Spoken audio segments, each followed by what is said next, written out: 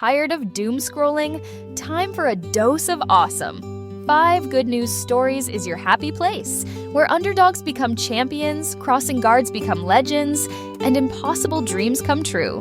We're serving up 5 fresh reasons to believe in humanity. From world records to cute animal stories, to that guy who turned his pizza shop into a homeless shelter. These are the stories that'll make you go, wait, what? That's amazing! Ready for your good news fix? Follow 5 Good News Stories wherever you get your podcasts, because let's face it, we could all use more awesome in our lives. The number 5 Good News Stories. It is the world's most secretive election. When a pope dies, ancient traditions begin. A silver hammer, a destroyed ring, over 100 cardinals locked away from the world, choosing the next leader of 1 billion faithful. White smoke. The path to a new pope, from Calaroga Shark Media, wherever you get your podcasts.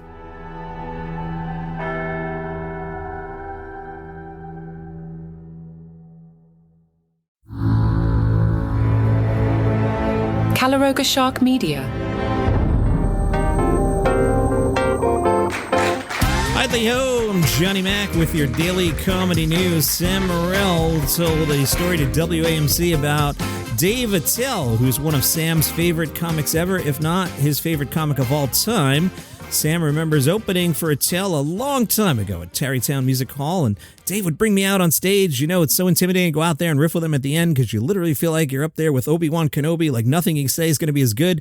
But I remember we're driving back in the car, like he's the only one who doesn't realize he's great. Like every comic thinks he's great, and obviously so many fans, but we're driving a car back, and he was like, I'm a hack, I suck. And I was like, dude, we all think you're the best. And he goes, well, I'm better than you guys.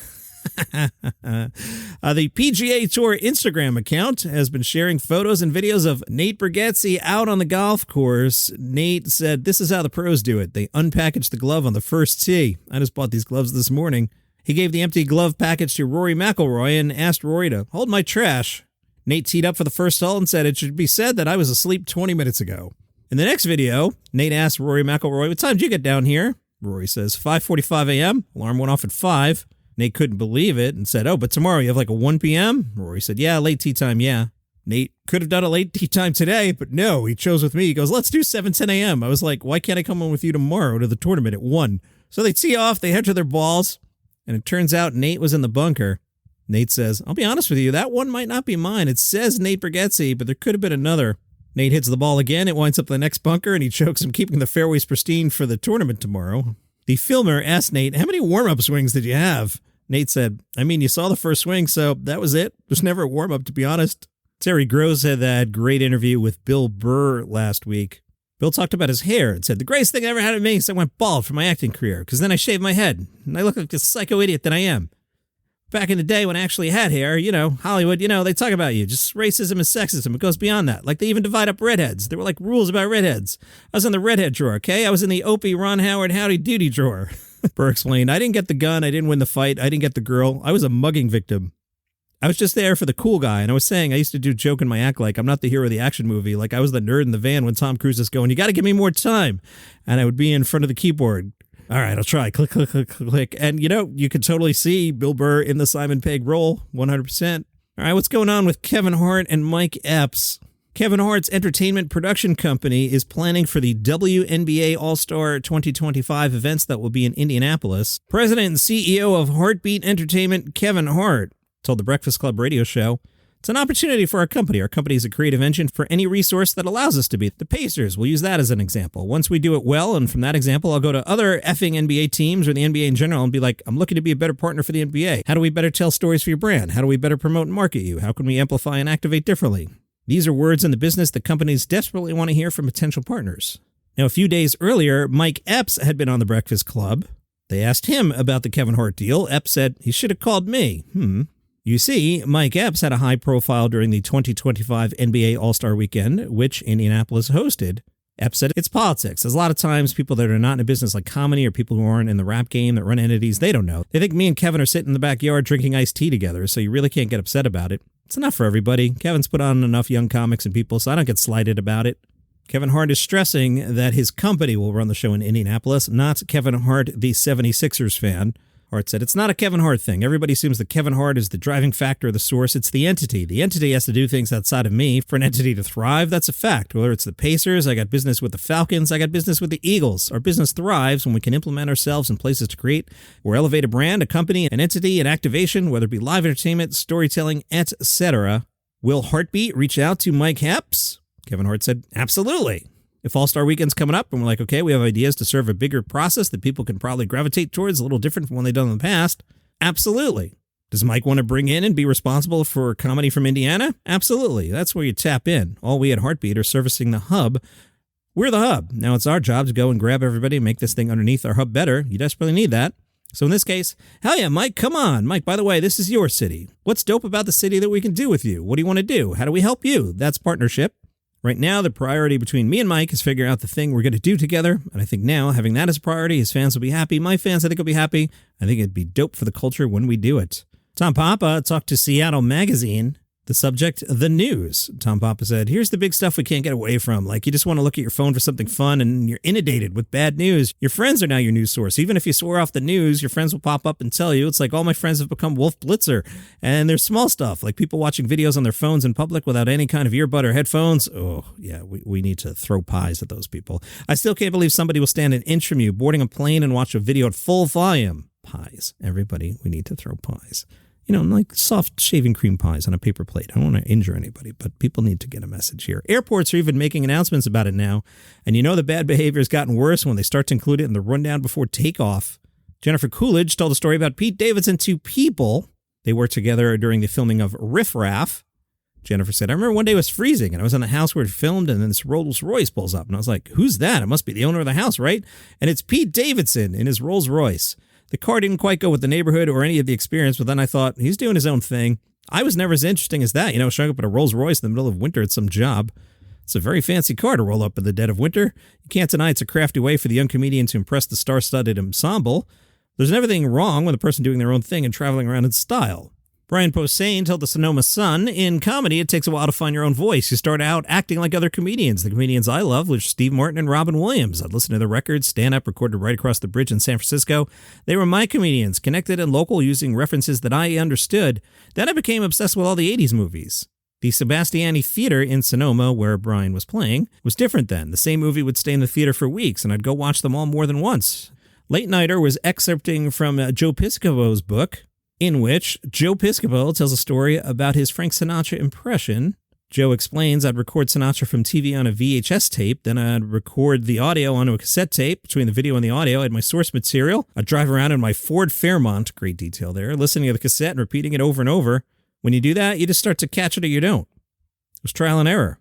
Piscopo points out that Sinatra's accent is Hoboken, North Jersey, which is distinct from the rest of Jersey. Joe said he'd loosen it up a little bit and make it a little more street. Eventually, Joe winds up at SNL. They want him to do the impression. Joe sent Sinatra a letter that said something like this, Mr. Sinatra, I send this with the greatest of respect. You're my hero, like my father's my hero.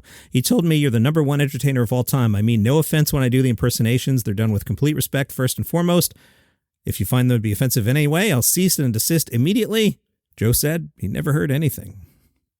All right, this is cool, and starting tomorrow, Vulture has a show called Guaranteed, a new bi-weekly comedy show at LA's Lyric Hyperion Theater, hosted by two of 2024's comedians you should and will know, Mandel and Skylar Higley. Nice lineup tomorrow, the first show. Emily Catalano, she was on this very program, Naomi Ekperigin, Yasir Lester, and Robin Tran. A few weeks back in the Facebook group, which is Daily Comedy News Podcast Group, one of the main crew over there, Dylan, posted question for both of you, the other person being Mike Chisholm from the Letterman podcast. Of the group of the late night hosts since Leno and Letterman, who'll be remembered as the best? I think it's Conan or Jon Stewart. I was busy that particular day and said, I'm going to hold this and cycle back to it when I have a minute to think. Mike from the Letterman podcast wrote to me, Conan was really the third man in, and he has a different place in history than Strike Force 5 does. He's in a league with Letterman Carson as far as I'm concerned. Yeah, I feel the same way. Clearly Conan taking over for Letterman and Letterman going to 11:30. So there's the Johnny Carson generation. If you want to throw Dick Cavett in there, if you want to throw Arsenio's Shooting Star Show in there, you could. Then there's Letterman Leno, and Conan's at 12:30 there. But I feel like Conan is a half generation later. Like if we were seniors, he's a freshman. So I would kind of put him in his own generation. As for the current group, Mike wrote, Colbert has a classiness about him that I think will only deepen with longevity. Kimmel has a case because of his tenure and resume alone. Colbert hosted a faux news talk show and morphed into late night talk show guy. Jon Stewart went from late night talk show guy to a fake news guy.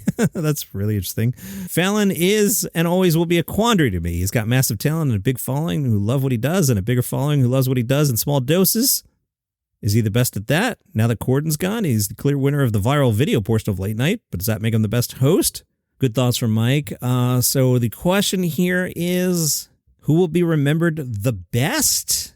So if you asked me which is my favorite late night talk show, I think I would answer Jimmy Kimmel. And I don't think I've ever actually watched an episode of Jimmy Kimmel on a television. I've seen tons of clips and I like what Jimmy's about. But I do feel he's like somebody who makes the Baseball Hall of Fame because they play 23 seasons. I'm not sure what Jimmy's signature moment is. Is it hosting the Oscars? So I don't know. I feel like he's going to put up the stats and make the late night Hall of Fame, but I don't know. Colbert, I don't know. I'm not feeling it. I know he's winning the late night wars. Fallon, I've worked with Jimmy a couple times. I never encountered the Jimmy that some of the rumors were about. I found a nice guy. I think he's immensely talented. I think he understands what hosting The Tonight Show in 2025 is, and the game and the gimmicks and the social media clips. I think he understands the mission, and maybe in another universe where he was unshackled the way Conan has been, maybe you could see what Jimmy Fallon can really do. But right now, based on the body of work, are we going to look back at Jimmy Fallon's Tonight Show? I mean, let's rank the Tonight Show hosts. What are we going to do? And I'm winging this, and you can send letters and tell me I'm an idiot. We're going to go Carson, Steve Allen, Jack Parr, Jay Leno, Conan only because he only hosted it for 5 minutes, and Fallon in 6th, right? So I don't know there. So I guess the answer is Jon Stewart, and more for Jon Stewart's original tenure rather than this coda that he's tacking on. And is the coda going to be one of those things where, Aaron Rodgers played for the Jets? We'll see. I think the hope was that Jon would have a major impact on the election last year, and I'm not sure the show registered the way it had in the past. So if I had to answer, Jon Stewart, I guess. So that would be my answer. Might not be the right answer. And you can always comment in the Facebook group, which is Daily Comedy News Podcast Group. All right, see you tomorrow. It is the world's most secretive election. When a pope dies, ancient traditions begin. A silver hammer, a destroyed ring, over 100 cardinals locked away from the world, choosing the next leader of 1 billion faithful. White Smoke, the path to a new pope, from Calaroga Shark Media, wherever you get your podcasts.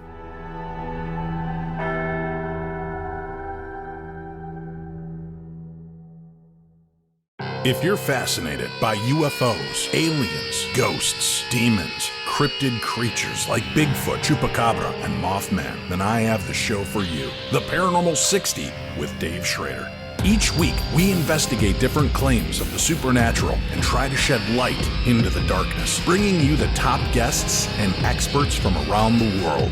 Enter the fray. Then join me, Dave Schrader, your host, as we investigate all aspects and claims of the supernatural and paranormal. Listen on all of your favorite podcast platforms: Good Pods, TuneIn, Pocket Casts, Deezer, Player FM, Amazon Music, Audible, Podcast Addict, Podchaser, Google Podcasts, CastBox, Spotify, iHeartRadio, and Apple Podcasts. The answers to life's biggest questions and miracles and mysteries awaits you. So join me each week, 2 brand new episodes of the best in paranormal podcasting, The Paranormal 60 with Dave Schrader.